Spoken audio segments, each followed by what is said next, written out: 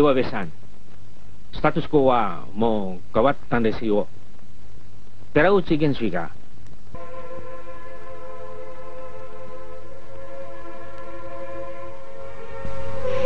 We're holy as forerunners of the Nika. Dat is toch de grootste onzin. Ga je ervoor?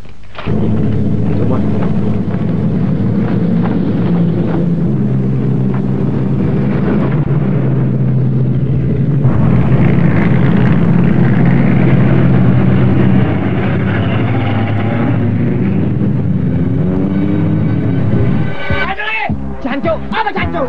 Salah terus sih, salah gue mati. Ayo terus, terus. Ayo terus. Ayo lebih lagi cepat, cepat. Kekuatan Republik Indonesia, mereka telah merobek kemerdekaan kita. Mereka telah mendarat tanpa izin pemerintah kita. Tuh, macam lu. Tuh, opi. Panas itu lupe. Ngono ae wis.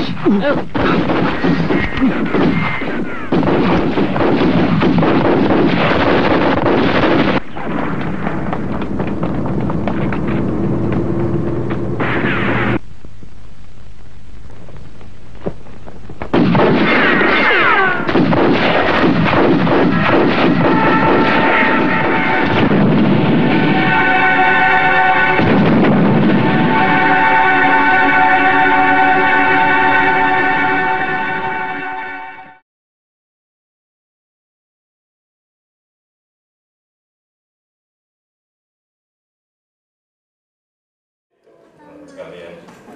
Baik, untuk pemaparan pertama ada pemaparan presentasi dari Prof. Sutanto ya.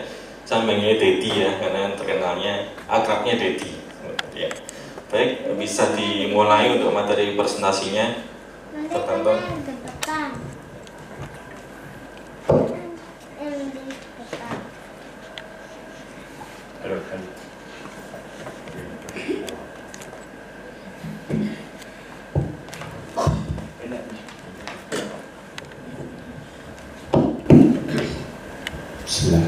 Assalamualaikum warahmatullahi wabarakatuh.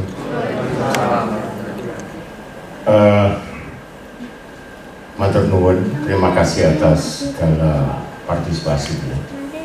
Kalau saya melihat Satrio atau adik-adik yang lain, itu justru saya merasa senang dengan anak muda. Bahwa waktu itu saya umur 40 tahun. Semestinya saya tidak ingin main, tetapi Papa itu Pak Kartokusumo minta saya untuk main. Saya ingin anak-anak muda yang bangkit, karena saya ini kepingin anak muda ini tidak mati muda. Jadi saya teringat pada puisinya Khairil Anwar. We speak to you in the quiet of the night, when the bosom is empty of feeling, and the clock is clicking on the wall. We die young. We die young. Masa kita mati muda? Khairil menjawab di dalam puisinya, aku. Kalau di aku itu, I don't care anymore, begitu. I will live for 1,000 years. Saya ingin hidup 1000 tahun lagi. I live for 1,000 years. 1,000 years, 1000 tahun lagi ini kan cuma, tapi elang vital itulah yang ingin saya jaga. Saya pada waktu itu dipanggil oleh Papa. Kenapa judul saya ini Papa dan Aku? Papa itu Pak Kartokusumo. Kenapa kok saya nonjolkan Pak Kartokusumo? Pak Kartokusumo ini dalam tanda kutip sesungguhnya sutradaranya, bukan Imam Tantowi. Karena 90% film ini yang sutradarai adalah Pak Kartokusumo. Mungkin slide ini Kartokusumo. Papa itu lahir di Purwokerto itu kira-kira tahun 28, meninggalnya tahun 96. Beliau seorang sosialis, Beda dengan saya seorang nasionalis. Tapi kenapa cocok? Ya nggak tahu lah, ini persoalan nasionalisme. Beliau meninggal itu pada waktu umur 72 tahun. Dan saya duduk di sini ini sudah 70 tahun. Diminta oleh Satrio untuk duduk di sini, ya sudah saya mau duduklah demi kesuksesan ini. Kembali lagi kepada Pak Lutkusumo. Pada waktu Papa diminta ke Jakarta oleh seorang produser Tani Mantantowi, lalu disuguhi sebuah naskah yang kalau film Surabaya itu mau dibuat seperti Rambo atau seperti Saur Sepuh. Loh, Papa menangis tersusu dong. Papa bingung, ini ya apa sih? Surabaya kok ribu-ribuan, ke rembu-rembuan ya gimana? Akhirnya dia manggil saya. Tok sih.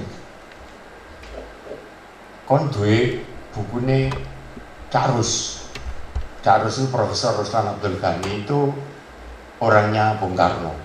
Sekarang sudah meninggal, sudah puluhan tahun yang lalu. Loh tentu Cak, aku nasionalis, jadi aku tahu. Diskusilah kita di sana. Yang pertama tadi saudara-saudara melihat tentang yang pertama ini, kalau yang lain kan bumbu-bumbuan aja. Kenapa saya diminta untuk menjadi Dr. Mustopo itu adalah karena sebenarnya saya menolak gitu loh. Lebih baik saya di belakang layar. Pertama, Anda lihat pada waktu itu, ya ada pada waktu itu, bagaimana yang namanya Malabi dibunuh. Masih bisa Mersani tadi kan, Malabi dibunuh.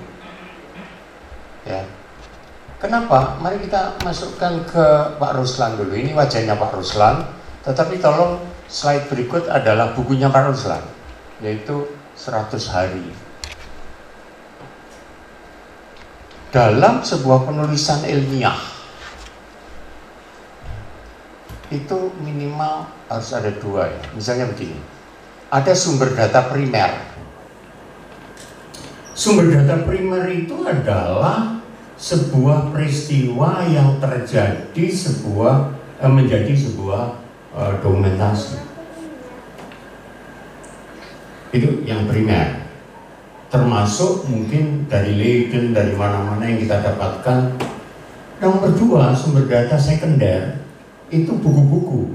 Makanya kemudian saya dipanggil oleh Papa untuk mengambil buku yang Pak Ruslan Abdul Ghani, orang yang menulis dan orang yang tahu 100 hari di Surabaya mulai tanggal 17 Agustus 45 sampai 20 November.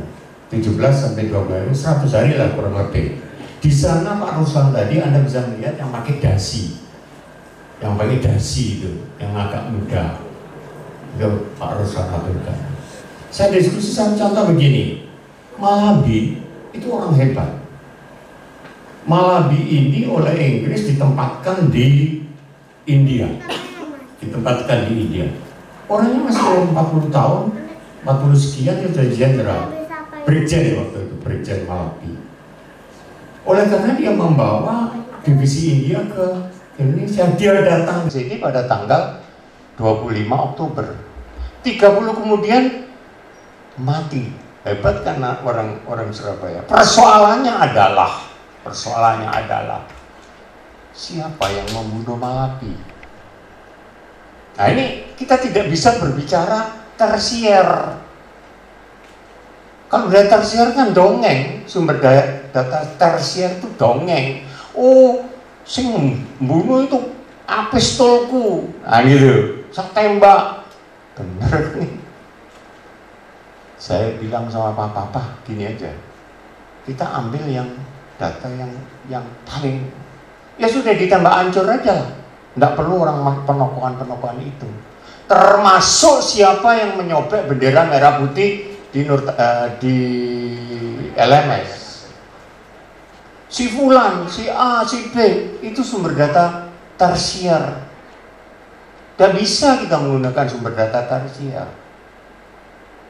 Makanya, mohon maaf saya potong dulu, ketika saya membuat sebuah YouTube tentang sisi lain Gajah Mada, sisi lain Gajah Mada, saya menggunakan sumber data primer dan sekunder, yaitu prasasti primernya, sekundernya adalah buku-buku Negara Kertagama dan para raton. Meskipun saya orang hukum, di sana dimunculkan, gitu loh, bagaimana Gajah Mada, kejelekan-kejelekan Gajah Mada di dalam prasasti itu, dan kita bisa baca di Kalangwan. Lah kita bisa membaca 100 harinya Bapak kita Ruslan Abdul Ghani. Kenapa Papa mengambil saya? Karena saya orang nasionalis. Ya, saya aktivis nasionalis, sehingga cocokkah sama? Cocok juga, gitu loh. Papa sosialis, saya nasionalis. Bungono tetap, iya sudah. Perubahan beda, tidak usah ngomong, kan tidak disebutkan tadi siapa kan, tetap aja siapa aja yang mau menyobek, siapa aja itu jatuh itu hanya karena memang ada persoalan tangga dan sebagainya. Siapa yang ngebom yang namanya Malabi, kita tidak perlu lah, yang mau mati tanggal 30 di Manser, gitu kan. Ini diskusi panjang lebar di rumahnya beliau. Sebelum, karena Papa marah gitu. Makanya saya bilang pada anak-anak muda, kalau memang membuat film baru tentang perjuangan, hati-hati loh, ya. Jangan pakai sumber data tersier, dongeng, lucu, ya, lucu banget gitu loh. Tapi memang sih ada beberapa adegan yang memang itu imajinasi ada, mestinya si Bejo masuk ke ini, kemudian si Rahmat ngowo keris, ya sudahlah, itu kan di satu sisi lain mungkin bisa diambil. Kembali lagi ke begitu, apa yang terjadi? Saya diskusi lagi. Ketika Malabi mandi di Katimanset, di ultimatum sama Inggris, Amerika mengeluarkan selebaran itu dari apa? Dari pesawat. Barang siap. Kan waktu itu kan saya sebagai Mustopo menghadap kepada orang-orang Jepang, ya, Iwabi, itu kan penyerahan senjata itu. Jadi senjata itu kita rampas oleh BKR, karena saya Dr. Mustopo pada waktu itu kan sebagai kepala, ya, tua, hanya saya yang pakai itu. Apa yang saya harus lakukan? Terampas semuanya itu. Marah yang namanya, yang mengeluarkan selebaran-selebaran. Barang siapa yang memperoleh selebaran itu harus mengembalikan senjata-senjata itu ke Belanda. Arek Surabaya jadi tali layangan, awas itu hilang-hilangan. Itu muncul hebatnya itu. Perdebatan sengit itu awalnya saya sama Papa itu. Benar cacak. Disinilah kita berbicara sumber data primer dan sekunder.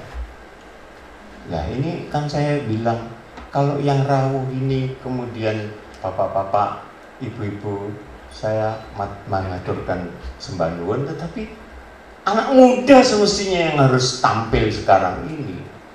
Bahwa saya sudah telepon nih tadi siang. Arek Bandung. Iki arek-arek nom Surabaya arep menggawe film perjuangan. Keren. Boleh kita lihat, boleh. Saya bujukin itu.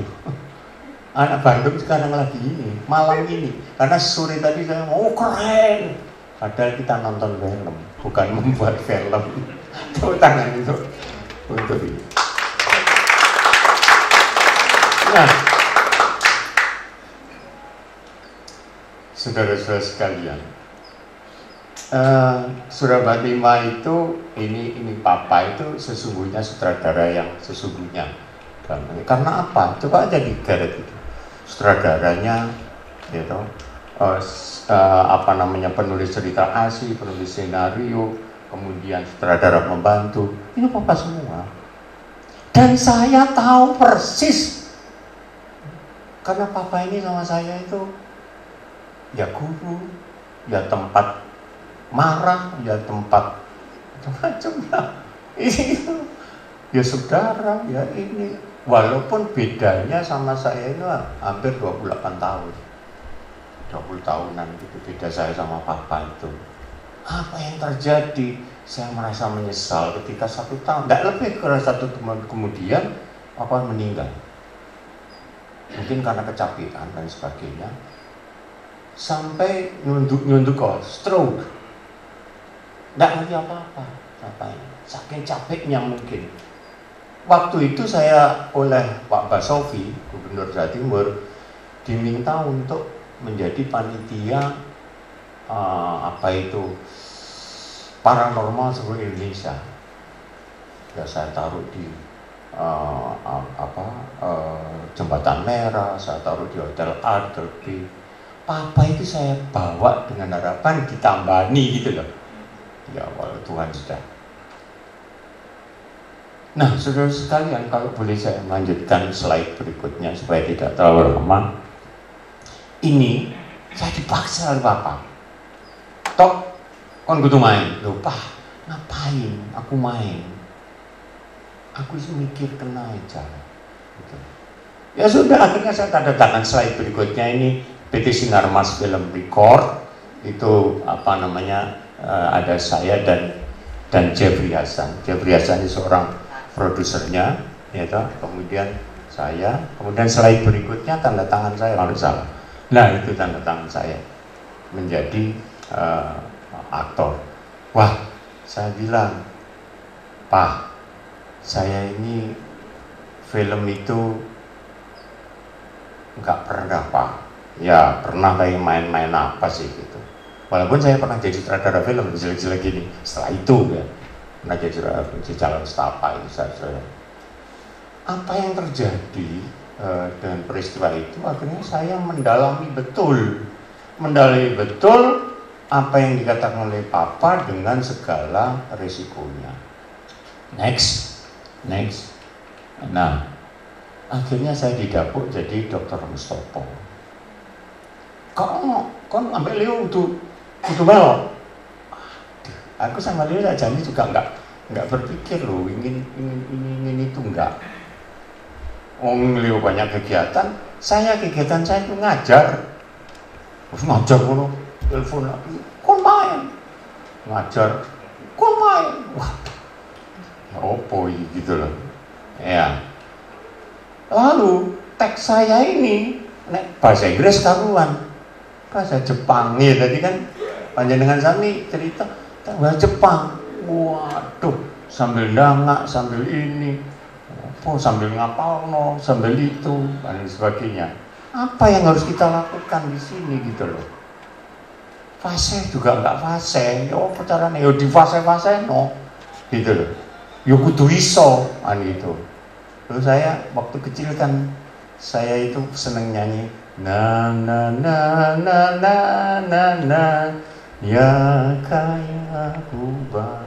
Mungkin panjenengan tadi yang seumur saya, ya sejauh-jauh orang Jepang datang sini pasti akan rindu pada kampung halaman. Gitu. Ya pengarang-arang gini. Apa yang terjadi pada saat itu? Seorang Jepang yang ada di situ yang main ada 4 gitu kalau nggak salah nangis. Saya tidak bahasa Jepang ya nggak bisa apalan kita bahasa Inggris monggo gitu loh.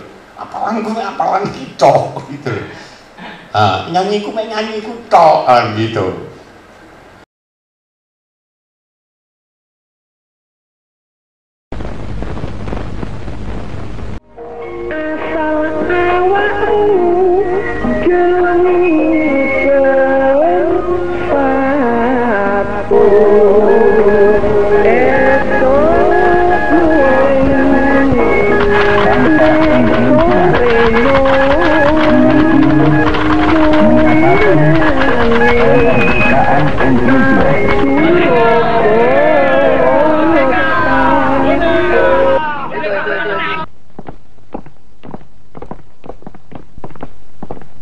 Besan.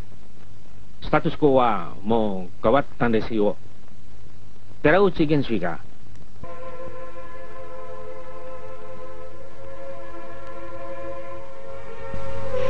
but wholly as forerunners of the Nika. Dat is toch de grootste onzin. Hoor je dat gehoord?